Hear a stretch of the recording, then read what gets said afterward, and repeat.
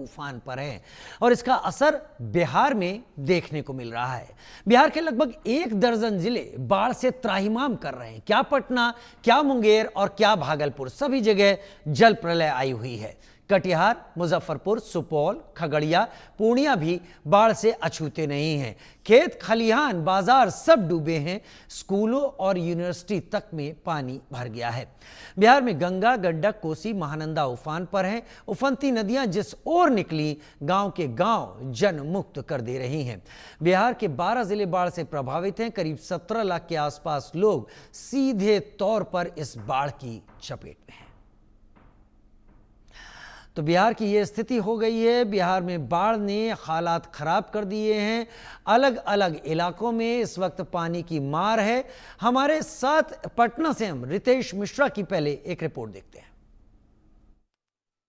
बिहार में मॉनसून लगातार एक्टिव है, लेकिन एक्टिव मॉनसून की वजह से बिहार में लोग काफ़ी परेशान हो चुके हैं, क्योंकि 8 से 9 ज़िले ऐसे हैं जो बाढ़ से बुरी तरीके से त्राहिमाम कर रहे हैं। पटना में भी बाढ़ का पानी चढ़ा हुआ है। खास तौर पर जो दियारा इलाके हैं वहां पर बाढ़ का पानी चढ़ चुका है और लोगों की परेशानी बढ़ चुकी है। और तकरीबन पटना में अगर बात करें तो 6 से 7 ऐसे दियारा इलाके हैं जहाँ पर पूरी तरीके से जो गाँव के गाँव हैं वो जलमग्न हो चुके हैं। देखिए कि ये सामने जो है ये दियारा इलाके हैं, घर हैं, इसमें बहुत सारे लोग रहते थे, लेकिन सभी घरों में पानी घुस चुका है।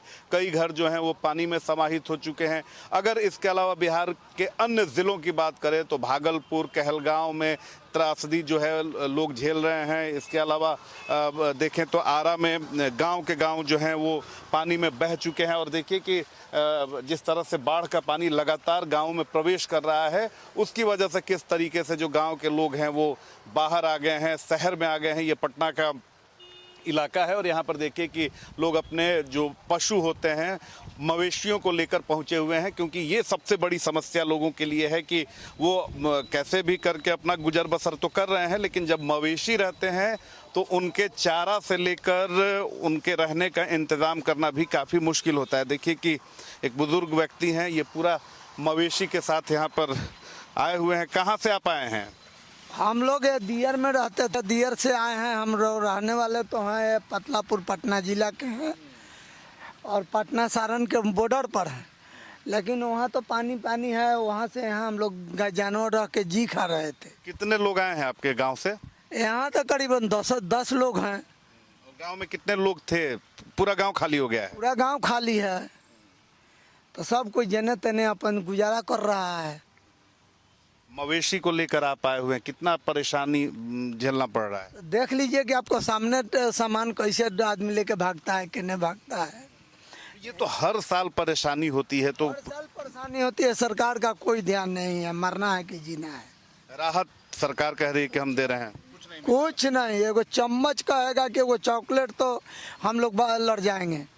हाँ, ये क्यों हर साल? विधायक आपके होंगे, सांसद हैं, कोई गया आप लोग? कोई है लेकिन कोई नहीं। वोट के बेर क्या बाबू ठीक है, क्या दादा ठीक है, उसके बाद कौन है? विधायक कौन है आपके? नवीन किशोर हैं। नहीं पहुंचे। नीति नवीन है। सांसद हैं आपके रविशंकर प्रसाद। रविशंकर प्रसाद। वार्ड काउंसलर है मल्लू जी। कोई नहीं, कोई। आप बताइए क्या कहिएगा? आप भी वहीं से आए हैं? जी सर जी। क्या दिक्कत है गांव में? गांव में दिक्कत पानी बढ़ गया है, बाढ़ वाला, उसी वजह से हम लोग यहाँ पर हैं सर जी। आप तो चलिए कैसे भी गुजारा कर ले रहे हैं, ये पशु लेकर आए हैं, कैसे इन लोगों का खाना पीना हो रहा है? खाना पीना तो खरीद के खिला दे रहे हैं सर जी, लेकिन थोड़ा धूपा और वही बरसात में जैसे है वैसे बड़ बीमार ज़्यादा पड़ जाती है। जी सर जी। राहत वगैरह कुछ मिला सरकार की तरफ? हम लोग को कुछ नहीं मिला है। नहीं, कुछ नहीं, हम लोग को कुछ नहीं मिला है सर जी। देखिए कि जो ये हैं दियारा इलाके में रहते हैं और यहाँ पर ये मजबूरी में पलायन करके पहुँचे हैं। पूरा गांव जो है वो खाली हो चुका है और इनकी शिकायत ये है कि जो यहाँ के जनप्रतिनिधि हैं, चाहे सांसद हों या विधायक हों, कोई इनके पास पहुंचा नहीं। और इसके साथ भी इन्होंने ये भी कहा कि इलेक्शन होता है तो सभी लोग खूब पहुंचते हैं, हितैषी बनते हैं, लेकिन अभी विपदा की घड़ी है और इनकी सुध लेने वाला कोई नहीं है। अभिषेक के साथ रितेश मिश्रा, इंडिया न्यूज़, पटना। रितेश मिश्रा की रिपोर्ट हमने देखी, वो हमारे साथ इस वक्त लाइव जुड़ गए हैं पटना से ही हमारे साथ। रितेश, कुछ साल पहले की बात थी, पटना के आसपास का इलाका गंगा की बाढ़ में, राजेंद्र नगर की मुझे याद आती है, पूरी तरीके से बाढ़ में डूब गया था। पीएमसीएच की बात तो वहां पर भी पानी आ गया था, कई जगह हालात खराब थे। लेकिन इस बार ऐसा लग रहा है कि और बड़ा इलाका नदियों की इस बाढ़ में फंस गया है, और बड़ी बात यह है कि अभी मानसून सीजन चल ही रहा है। अब बिल्कुल राजीव, देखिए सबसे बड़ी बात है कि ये सारी स्थिति तब है जब बिहार गवर्नमेंट और केंद्र सरकार ये दावा करते हैं कि हमने बाढ़ से निजात दिलाने के लिए बिहार के लिए स्पेशल बजट का प्रावधान किया है। इसके अलावा नेपाल के साथ द्विपक्षीय बातचीत हुई है और बाढ़ का जो खतरा है वो बिहार में कम हो गया है। लेकिन अभी भी अगर देखें तो 8 से 9 जिले ऐसे हैं जहां पर लोग बाढ़ की त्रासदी झेल रहे हैं। हालांकि अगर बात करें तो पहले की तुलना में अगर हम देखें तो राहत जरूर है, क्योंकि अगर आज से 5-7 साल पहले बिहार में बाढ़ की विभीषिका की बात करें तो 38 जिले हैं और 38 जिलों में तकरीबन 18 जो जिले हैं वो बाढ़ से प्रभावित होते थे।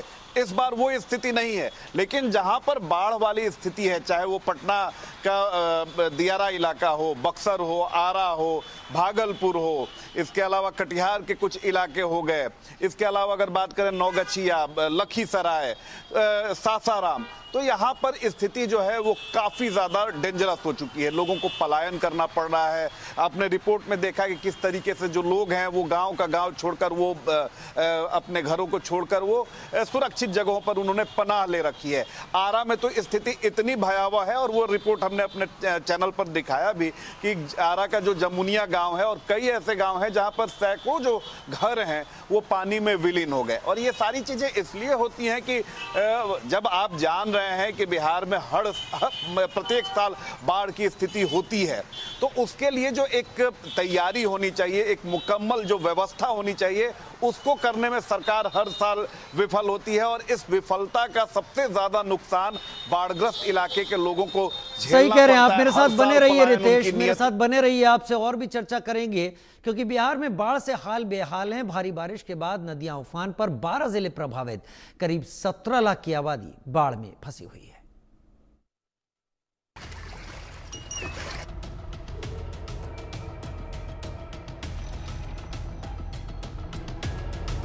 बक्सर से भागलपुर तक पानी का प्रलय।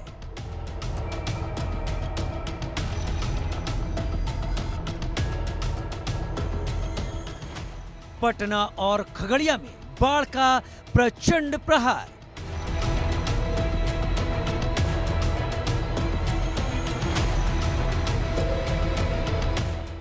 गंगा, बागमती, गंडक और कोसी नदी में उफान,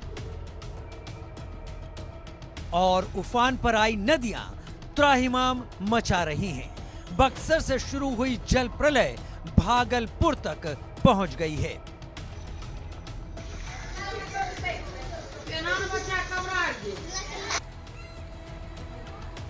और हालात तो पटना जिले के दियारा इलाके के भी बिगड़े हुए हैं। गंगा कहर बरपा रही है, दियारा इलाका पूरी तरह से डूब गया है।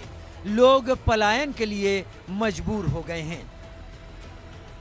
बिहार में मॉनसून लगातार एक्टिव है, लेकिन एक्टिव मॉनसून की वजह से बिहार में लोग काफ़ी परेशान हो चुके हैं, क्योंकि 8 से 9 जिले ऐसे हैं जो बाढ़ से बुरी तरीके से त्राहिमाम कर रहे हैं। पटना में भी बाढ़ का पानी चढ़ा हुआ है, खास तौर पर जो दियारा इलाके हैं वहां पर बाढ़ का पानी चढ़ चुका है और लोगों की परेशानी बढ़ चुकी है। और तकरीबन पटना में अगर बात करें तो 6 से 7 ऐसे दियारा इलाके हैं जहाँ पर पूरी तरीके से जो गाँव हैं वो जलमग्न हो चुके हैं। देखिए कि ये सामने जो है ये दियारा इलाके हैं, घर हैं, इसमें बहुत सारे लोग रहते थे, लेकिन सभी घरों में पानी घुस चुका है।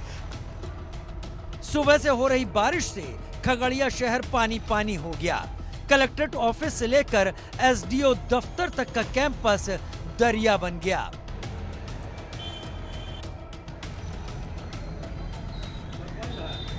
कई वार्डों में तो बारिश का पानी घरों में घुस गया और शहर का ज्यादातर इलाका पानी से भर गया।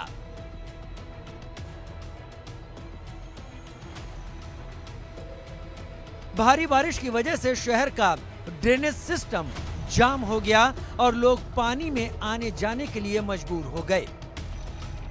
देखिए, बरसात की पानी है, ये सदर खगड़िया अनुमंडल की ये हालत है। सरकारी अड्डा जहाँ हजारों लोग की भीड़ लगती है डेली, यहाँ की ये हालत है नगर परिषद की, तो बाहर की क्या हालत होगी। ये यहाँ पे बड़े बड़े पदाधिकारी बैठते हैं, बड़े बड़े अफसर आते हैं यहाँ पे कोर्ट से जुड़ी कई काम होती है यहाँ पे।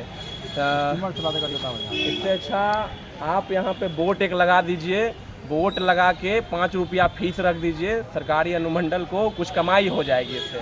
हाँ, सरकार के घर में कुछ राहत भी पहुँच जाएगी। तो वहीं खगड़िया शहर के बाहर ग्रामीण इलाकों में बूढ़ी गंडक नदी का कहर टूटा है। जिले के 4 प्रखंड खेत खलिहान डूब गए हैं। घरों के आंगन में पानी भरा है। कई गांवों का तो मुख्यालय से संपर्क ही टूट गया है। आलम यह है कि बाढ़ प्रभावित इलाके के लिए 53 नावों का संचालन किया जा रहा है। हफ्ता से बेसी हो गया है। क्या स्थिति है यहाँ पानी का? पानी की स्थिति तो बढ़ ही रहा था, 2 दिन से सूख रहा था, घट रहा है। तो यहाँ कितना घर प्रभावित हुआ है बाढ़ से? यहाँ से एक दर्जन घर प्रभावित हुआ है। फसल सब? फसल तो पूरा सबके डूब गया, सब डूब गया है। रितेश मेरे साथ लगातार इस वक्त जुड़े हुए हैं जानकारी के साथ। रितेश, हमने देखा स्थितियां क्या हो गई हैं। हर कहीं लोग कोशिश कर रहे हैं कि वो बच सके। बिहार की राजनीति किस बात में उलझी हुई है ये भी आपको पता है, लेकिन मदद कितनी पहुंच पा रही है इस हालात में, इस बड़ी आबादी तक? बिल्कुल, देखिए, सबसे बड़ी तो विडंबना ये है कि बिहार में हर साल बाढ़ की त्रासदी आती है और लोगों ने, जो बाढ़ग्रस्त इलाके में जो लोग फंसे हुए हैं, उन्होंने नियति ही मान ली है कि चलिए हर साल ये बाढ़ जो है उनके भाग्य में है, तो वो अब इसको अपनी नियति मान लिए हैं। लेकिन जो सरकार की तरफ से इंतजाम की बात हो या जो दावे किए जाते हैं वो हर साल किए जाते हैं, लेकिन जितना पहुंचना चाहिए बाढ़ग्रस्त लोगों के पास, जो राहत पहुंचनी चाहिए वो शायद ही पहुंच पाती है। हर साल जो लोग होते हैं वो बेघर होते हैं, क्योंकि जो अगर आप प्लानिंग पहले करते तो आपको ये पता होता कि इस बार बाढ़ की स्थिति क्या होने वाली है, और अगर स्थिति ये होने वाली है तो आप लोगों को पहले से ही सतर्क करते, लोग सुरक्षित स्थानों पर जाते और उन सारी चीज़ों की रक्षा हो जाती। लेकिन ये बिहार में सरकार भी मान के चलती है कि हर साल बाढ़ आएगी तो लोग परेशान होंगे ही, चलो बाद में राहत की मरहम पट्टी लगा देंगे। लेकिन जितनी सरकार दोषी है उससे कई गुना दोषी विपक्ष है, क्योंकि विपक्ष जो है वो सिर्फ SIR के मुद्दे पर उलझा हुआ है, बाकी मुद्दों पर सिर्फ राजनीतिक मुद्दे उसे दिख रहे हैं। बाढ़ में जो लोग फंसे हुए हैं, बाढ़ में उन्हें राहत नहीं मिल पा रही है कि राहत मिल पा रही है, लोग किस त्रासदी, किस विपदा में है, कैसे बेघर हो रहे हैं, ये विपक्ष सवाल उठा सकता था। मॉनसून सत्र सिर्फ 5 दिनों का था, लेकिन 5 दिन शायद ही बाढ़ पर कभी चर्चा हुई होगी। सिर्फ चर्चा हुई तो SIR पर और सिर्फ हंगामा हुआ, और विपक्ष ने अपनी जो जिम्मेदारी थी कि सदन में जाना है, हंगामा करके उसकी इतिश्री कर दी।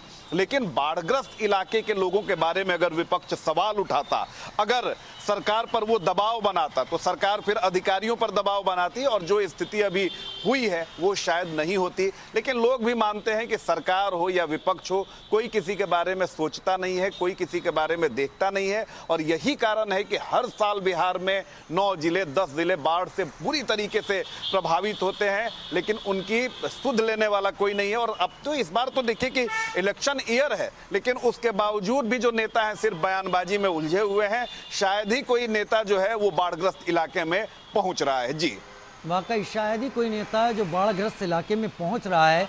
लेकिन पटना की बात करूं, पूरे बिहार की बात तो मैं कर ही रहा हूं आपके साथ। पटना तो राजधानी है।